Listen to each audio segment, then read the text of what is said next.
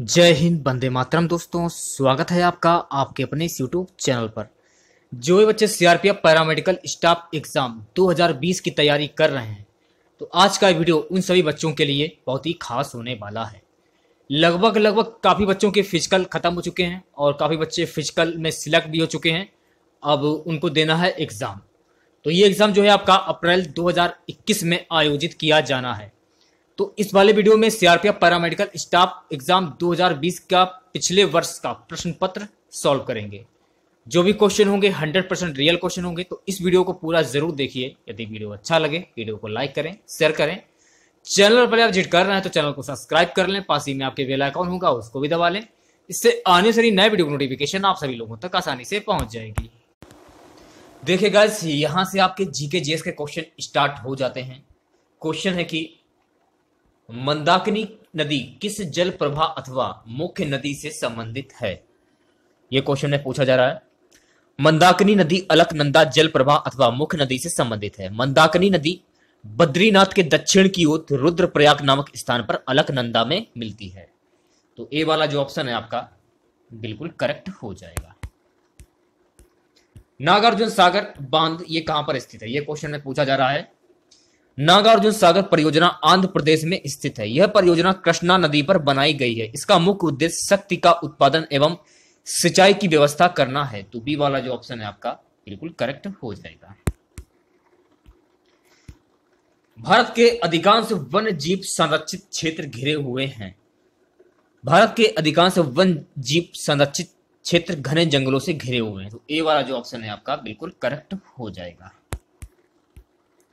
अगला क्वेश्चन, निम्न में से कौन सी नदी बंगाल की खाड़ी में नहीं गिरती है। महानदी कृष्णा और गोदावरी नदी बंगाल की खाड़ी में गिरती हैं, जबकि ताप्ती नदी अरब सागर में गिरती है। तो सी वाला जो ऑप्शन है आपका बिल्कुल करेक्ट हो जाएगा। बढ़ते हैं अगले क्वेश्चन की ओर। भारत में ग्रीष्मकालीन मानसून के प्रवाह की सामान्य दिशा है। भारत में ग्रीष्मकालीन मानसून के प्रवाह की सामान्य दिशा दक्षिण पश्चिम से उत्तर पूर्व की ओर है। डी वाला जो ऑप्शन है आपका बिल्कुल करेक्ट हो जाएगा। देखिए गाइस, एक वीडियो बनाने में काफी मेहनत पड़ती है और मैं आप लोगों के लिए हरियाणा पुलिस कांस्टेबल के लिए पर डे 2 वीडियो बनाता हूं। हर एक क्वेश्चन का एक्स्ट्रा फैक्ट भी बताता हूं। तो आपका भी कर्तव्य बनता है कि वीडियो को लाइक करें, शेयर करें ज्यादा से ज्यादा आप लोग। क्वेश्चन है कि भारत में सर्वाधिक जनसंख्या का घनत्व संबंधित है। भारत में सर्वाधिक जनसंख्या घनत्व औद्योगिक क्षेत्रों से है। तो ए वाला जो ऑप्शन है आपका बिल्कुल करेक्ट हो जाएगा। लघु हिमालय स्थित है मध्य में। लघु हिमालय शिवालिक और महा हिमालय के मध्य स्थित है। लघु अथवा मध्य हिमालय श्रेणी महान हिमालय के दक्षिण में उसके समांतर विस्तृत है। इसकी चौड़ाई 80 से 100 किलोमीटर तथा औसत ऊंचाई 1828 से 3000 मीटर के बीच पाई जाती है। इस श्रेणी में नदियों द्वारा 1000 मीटर से भी अधिक गहरे गड्ढों अथवा गार्जों का निर्माण किया गया है।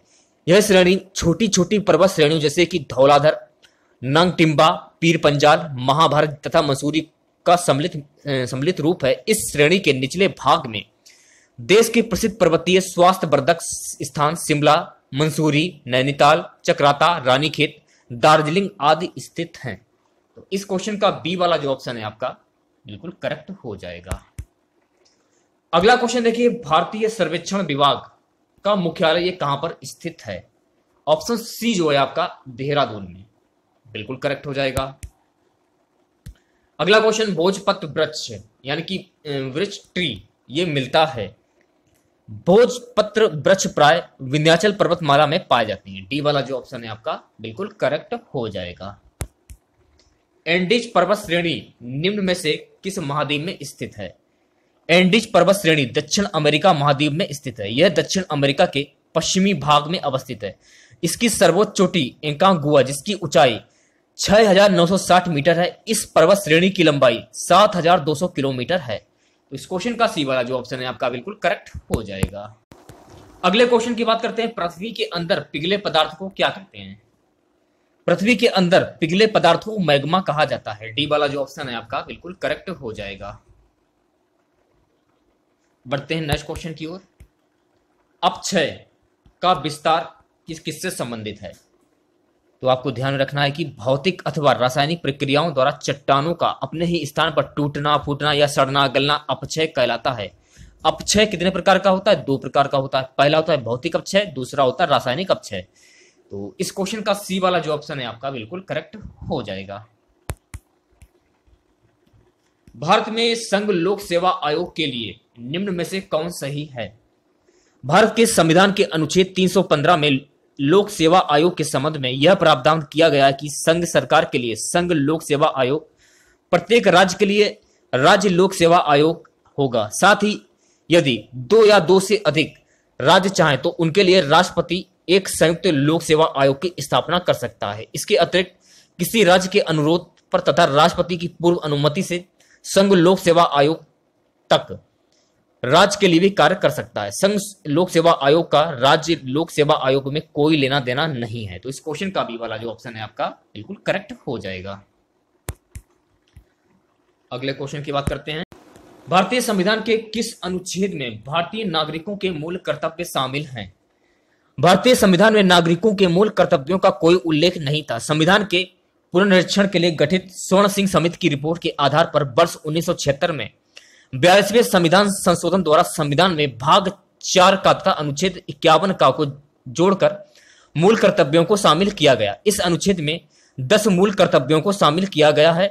पूर्व सोवियत संघ के अतिरिक्त विश्व के किसी अन्य संविधान में मूल कर्तव्यों का उल्लेख नहीं है। इसलिए यह कहा जा सकता है कि 42वें संविधान संशोधन द्वारा संविधान में सम्मिलित मूल कर्तव्य एवं सोवियत संघ के संविधान लिए गए हैं। तो इस क्वेश्चन का सी वाला जो ऑप्शन है आपका बिल्कुल करेक्ट हो जाएगा। अगले क्वेश्चन की बात करते हैं। क्वेश्चन हमारा है कि राष्ट्रीय विकास परिषद की अध्यक्षता कौन करता है? तो आपको ध्यान रखना है कि राज्यों तथा केंद्र के बीच शक्तियों के विभाजन को देखते हुए योजना तैयार करने में राज्यों का भाग लेना अनिवार्य है। इसलिए 1952 ईस्वी में राष्ट्रीय एकता परिषद की स्थापना की गई। राष्ट्रीय विकास परिषद का अध्यक्ष प्रधानमंत्री होता है तथा सभी राज्यों के मुख्यमंत्री इसके पदेन सदस्य होते हैं। तो बी वाला जो ऑप्शन है आपका बिल्कुल करेक्ट हो जाएगा। चलिए बात करते हैं नेक्स्ट क्वेश्चन की। निम्न राज्यों में डॉट डॉट डॉट को छोड़कर सभी में कृषि भूमि का प्रतिशत काफी अधिक है। सिक्किम राज्य को छोड़कर प्रश्न में दिए गए राज्य पंजाब, हरियाणा में और उत्तर प्रदेश में कृषि भूमि का प्रतिशत काफी अधिक है। चूंकि सिक्किम राज्य पर्वतीय क्षेत्र है इसलिए यहां खेती योग्य भूमि बहुत कम है। डी वाला जो ऑप्शन है आपका बिल्कुल करेक्ट हो जाएगा, सिक्किम। अगले क्वेश्चन की बात करते हैं। भारत निर्माण योजना का संबंध किससे है? भारत निर्माण योजना का संबंध अस्थापना विकास से है। ए वाला जो ऑप्शन है आपका बिल्कुल करेक्ट हो जाएगा। अगले क्वेश्चन की बात करते हैं। नरसिम्हन समिति का संबंध किससे है? नरसिम्हन समिति का संबंध है बैंक क्षेत्र के सुधार से। बैंकिंग क्षेत्र में सुधार हेतु वित्त मंत्रालय ने एफ नरसिम्हन की अध्यक्षता में ही दूसरी समिति गठित की, जिसने वर्ष 1998 में अपनी रिपोर्ट सरकार को सौंपी थी। तो ए वाला जो ऑप्शन है आपका बिल्कुल करेक्ट हो जाएगा। अगला क्वेश्चन देखिए। निम्नलिखित में से किसको भारत रत्न सम्मान प्रदान नहीं किया गया है? भारत रत्न पुरस्कार भारत सरकार द्वारा कला, साहित्य, विज्ञान एवं सार्वजनिक क्षेत्र या जीवन में असाधारण एवं अत्युत्तम कोट की उपलब्धि हेतु व्यक्तियों को दिया जाता है। यह पुरस्कार 1954 ईस्वी में दिया जा रहा है। सर्वप्रथम यह पुरस्कार डॉक्टर सर्वपल्ली राधाकृष्णन को दिया गया। JRD टाटा, सत्यजीत रे और C सुब्रमण्यम को यह पुरस्कार दिया गया है। प्रसिद्ध समाजवादी आचार्य नरेंद्र देव को यह पुरस्कार नहीं दिया गया है। तो इस क्वेश्चन का बी वाला जो ऑप्शन है आपका बिल्कुल करेक्ट हो जाएगा। विश्व पर्यावरण दिवस, वर्ल्ड एनवायरमेंट डे, निम्नलिखित में से किस तारीख को मनाया जाता है? विश्व पर्यावरण दिवस 5 जून को मनाया जाता है। बहुत इंपॉर्टेंट क्वेश्चन है गाइस आप लोगों के लिए, ठीक है। भटनागर पुरस्कार निम्न में से किस क्षेत्र में योगदान के लिए दिया जाता है? भटनागर पुरस्कार भारतीय औद्योगिक एवं वैज्ञानिक अनुसंधान परिषद द्वारा विज्ञान एवं प्रौद्योगिकी के क्षेत्र में उल्लेखनीय योगदान करने वाले भारतीय वैज्ञानिकों विभिन्न वैज्ञानिक विधाओं के अंतर्गत शोध कार्य हेतु दिया जाता है। देश का यह सर्वोच्च वैज्ञानिक पुरस्कार है। यह पुरस्कार 1957 ईस्वी में शुरू हुआ। तो इस क्वेश्चन का सी वाला जो ऑप्शन है आपका बिल्कुल करेक्ट हो जाएगा। अगला क्वेश्चन। इनसाइड आइवी एंड रॉ the rolling stone that gathered moss पुस्तक के लेखक कौन है? यह क्वेश्चन में पूछा जा रहा है। इनसाइड आइवी एंड रॉ the rolling stone that gathered moss नामक पुस्तक के लेखक है के शंकरन नायर। तो बी वाला जो ऑप्शन है आपका बिल्कुल करेक्ट हो जाएगा। अगले क्वेश्चन की बात कर लेते हैं। व्यास सम्मान पाने वाली प्रथम महिला कौन थी? व्यास सम्मान पाने वाली प्रथम महिला चित्रा मुद्गल थी। यह सम्मान प्रतिवर्ष के बिड़ला फाउंडेशन द्वारा भारतीय भाषा में पिछले 10 वर्षों से प्रकाशित भारतीय नागरिकों को उत्कृष्ट हिंदी कृति पर दिया जाता है। चित्रा मुद्गल को वर्ष 2003 में यह पुरस्कार उनकी कृति आवा के लिए प्रदान किया गया था। तो ए वाला जो ऑप्शन है आपका बिल्कुल करेक्ट हो जाएगा। अगला क्वेश्चन देखिए, निम्न में से कौन सा भारत में निवर्णीकरण का प्रभाव नहीं है? नगरीयकरण भारत में निवर्णीकरण का प्रभाव नहीं है। भारत में निवर्णीकरण काफी तीव्र गति से हो रहा है। तीव्र गति से हो रहे निवर्णीकरण के कारण हिमालय में जल स्रोत सूख रहे हैं। इससे जैव विविधता की हानि होती है। यह मृदा अपरदन होता है। राष्ट्रीय वन नीति के अनुसार भारत के कुल क्षेत्र का 1/3 भाग में वन होना चाहिए, लेकिन अभी वर्तमान में भारत के 17.9% भाग में वन है। तो सी वाला जो ऑप्शन है आपका बिल्कुल करेक्ट हो जाएगा। अगला क्वेश्चन, भारतीय वन जीव संस्थान ये कहां पर स्थित है? Wild life institute of India. भारतीय वन जीव संस्थान उत्तराखंड की राजधानी देहरादून में स्थित है। सी वाला जो ऑप्शन है आपका बिल्कुल करेक्ट हो जाएगा। अगले क्वेश्चन की बात करते हैं। निम्नलिखित में से कौन सा एक भारत में जनसंख्या वृद्धि का प्रतिफल नहीं है? भारत में जनसंख्या वृद्धि से कृषि योग्य भूमि में काफी प्रदूषण में वृद्धि एवं पर्यावरणीय संतुलन गड़बड़ा गया है। पर्यावरणीय संकट से बाढ़ों में वृद्धि हुई है। वन जीवों में अभिवृद्धि जनसंख्या वृद्धि का प्रतिफल नहीं है। तो डी वाला जो ऑप्शन है आपका बिल्कुल करेक्ट हो जाएगा। अगले क्वेश्चन की बात करते हैं। देश में निम्नलिखित में से किसने मूर्ति पूजा इमेज वर्शिप की नींव रखी थी? देश में वैदिक धर्म ने मूर्ति पूजा की नींव रखी थी। डी वाला जो ऑप्शन है आपका बिल्कुल करेक्ट हो जाएगा। निम्नलिखित में से कौन एक कनिष्क के दरबार से संबंध नहीं था? कनिष्क बौद्ध धर्म की महायान सागा का अनुयायी था। इसके समय में ही बौद्ध धर्म की चौथी संगीति का आयोजन किया गया था। इस संगीति में बौद्ध धर्म 2 भागों में हीनयान और महायान में विभाजित हो गया। कनिष्क के दरबार में संरक्षण प्राप्त विद्वान अश्वघोष, नागार्जुन, वसुमित्र चरक और मथुरा थे। अश्वघोष ने बुद्ध चरित्र और सौदरानंद शारीरिक प्रकरण सूत्र अलंकार की रचना की। बुद्ध चरित्र की बौद्ध धर्म का महाकाव्य कहा गया है कि नागार्जुन ने अपनी पुस्तक माध्यमिक सूत्र सापेक्षता के सिद्धांत को प्रस्तुत किया। वसुमित्र ने चौथी बुद्ध संगीत में बौद्ध धर्म के विश्वकोश महाविष्णु की रचना की। कनिष्क के दरबार में एक और रत्न चिकित्सक चरक ने औषधि पर चरक संहिता की रचना की। डी वाला जो ऑप्शन है आपका बिल्कुल करेक्ट हो जाएगा। अगला क्वेश्चन है, एलोरा के प्रसिद्ध कैलाश मंदिर के निर्माण से कौन सा शासन वंश संबंध रहा है? राष्ट्रकूट वंश की स्थापना लगभग 736 ईस्वी में दंती दुर्ग ने की। उसने माल्यखेत को अपनी राजधानी बनाया। दंती दुर्ग के चाचा एवं उत्तराधिकारी कृष्ण प्रथम ने बादामी के चालुक्यों के अस्तित्व को पूर्णतः समाप्त कर दिया। इसने एलोरा में सुप्रसिद्ध गुहा मंदिर कैलाश मंदिर का एक ही चट्टान काटकर निर्माण कराया। डी वाला जो ऑप्शन है आपका बिल्कुल करेक्ट हो जाएगा। निम्नलिखित में से कौन सा स्थान 7 वाहनों की राजधानी था? पुराणों के अनुसार कृष्ण का पुत्र एवं उत्तराधिकारी सातकर्णी प्रथम शासक हुआ। यह सातवाहन वंश का प्रथम सातकर्णी उपाधि धारण करने वाला राजा था। इसके शासन काल के बारे में हमें नागनिका एवं नानाघाट अभिलेख से महत्वपूर्ण जानकारी मिलती है। सातकर्णी प्रथम ने 2 अश्वमेध यज्ञ एवं एक राजसूय यज्ञ संपन्न कर सम्राट की उपाधि धारण की। सातकर्णी ने लगभग 56 वर्ष तक शासन किया। इसने सातवाहन को सार्वभौम सत्ता का दक्षिण में विस्तार किया। गोदावरी के तट पर स्थित प्रतिष्ठान को ही इसने अपनी राजधानी बनाया। तो ए वाला जो ऑप्शन है आपका बिल्कुल करेक्ट हो जाएगा। बाबर ने सर्वप्रथम पादशाह की पदवी धारण की थी। बाबर ने 1504 ईस्वी में काबुल पर अधिकार कर लिया और परिणाम स्वरूप उसने 1507 ईस्वी में पादशाह की उपाधि धारण की। तो इस क्वेश्चन का बी वाला जो ऑप्शन है आपका बिल्कुल करेक्ट हो जाएगा। अगला क्वेश्चन, बिना संसद के सदस्य हुए कोई व्यक्ति मंत्री परिषद का सदस्य रह सकता है? बिना संसद का सदस्य हुए कोई व्यक्ति मंत्री परिषद का सदस्य 6 माह तक रह सकता है। मंत्री परिषद पर बने रहने के लिए 6 माह से उसे संसद के दोनों सदनों में से किसी भी एक सदन की सदस्यता लेना अनिवार्य है। तो डी वाला जो ऑप्शन है आपका बिल्कुल करेक्ट हो जाएगा।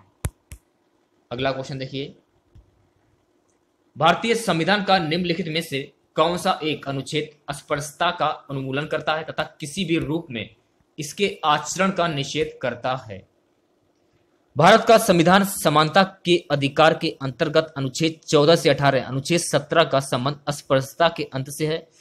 इसमें अस्पृश्यता को दंडनीय अपराध की श्रेणी में रखा गया है। तो ए वाला जो ऑप्शन है आपका बिल्कुल करेक्ट हो जाएगा। अगले क्वेश्चन की बात करते हैं। लोकसभा में आंग्ल भारतीय समुदाय के लिए प्रतिनिधित्व का प्रावधान भारत के संविधान में किया गया है। भारत के संविधान में अनुच्छेद 331 के अंतर्गत यह प्रावधान किया गया है कि यदि राष्ट्रपति यह समझे कि लोकसभा में आंग्ल भारतीय समुदाय के लोगों का उचित प्रतिनिधित्व नहीं है तो वह इस समुदाय के लोगों का लोकसभा में मनोनयन कर सकता है। तो सी वाला जो ऑप्शन है आपका बिल्कुल करेक्ट हो जाएगा। अगले क्वेश्चन की बात करते हैं। भारत में नियोजित अर्थव्यवस्था आधारित है। ऑप्शन बी जो है आपका मिश्रित अर्थव्यवस्था पर बिल्कुल करेक्ट हो जाएगा। नेक्स्ट क्वेश्चन की बात कर लेते हैं। कौन सा आर्थिक संरचना इकोनॉमिक में नहीं आती है? तो इस क्वेश्चन का सी वाला जो ऑप्शन है आपका शिक्षा एवं स्वास्थ्य बिल्कुल करेक्ट हो जाएगा। अगला क्वेश्चन देखिए। भारत का आर्थिक सर्वेक्षण प्रतिवर्ष इनके द्वारा प्रकाशित किया जाता है। वित्त मंत्रालय, सी वाला जो ऑप्शन है आपका बिल्कुल करेक्ट हो जाएगा। नहरों द्वारा सबसे अधिक सिंचाई बिहार प्रदेश में किस क्षेत्र में होती है? रोहतास, सी वाला जो ऑप्शन है आपका बिल्कुल करेक्ट हो जाएगा। नेक्स्ट क्वेश्चन की बात करते हैं। क्वेश्चन है कि ट्रांसफैट वैश्विक स्तर पर प्रति वर्ष कितने लोगों की मृत्यु के लिए जिम्मेदार है? विश्व स्वास्थ्य संगठन के अनुसार ट्रांसफैट से होने वाले कोरोनरी हृदय रोगों के कारण वैश्विक स्तर पर प्रति वर्ष 5 लाख लोगों की मृत्यु होती है। ट्रांसफैट की भोजन में वसा का सबसे खराब रूप भी कहा जाता है।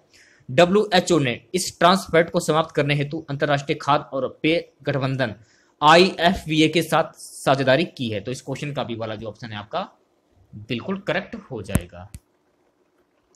अगला क्वेश्चन। हाल ही में दक्षिण एशिया की किस सबसे बड़ी दरगाह पर आत्मघाती हमला हुआ? लाहौर स्थित पाकिस्तान की सबसे पुरानी और बेहद प्रसिद्ध सूफी दाता दरगाह में एक किशोर तालिबानी आत्मघाती हमलावर ने खुद को बम से उड़ा दिया। इस घटना में 10 लोगों की मौत हुई और 25 अन्य घायल हो गए। तो इस क्वेश्चन का ये वाला जो ऑप्शन है आपका बिल्कुल करेक्ट हो जाएगा। यहां से आपके जनरल साइंस के क्वेश्चन स्टार्ट हो जाते हैं। क्यूसेक में क्या मापा जाता है? जल का बहाव, सी वाला जो ऑप्शन है आपका बिल्कुल करेक्ट हो जाएगा। तारे अपनी ऊर्जा निम्न में से किस प्रकार प्राप्त करते हैं?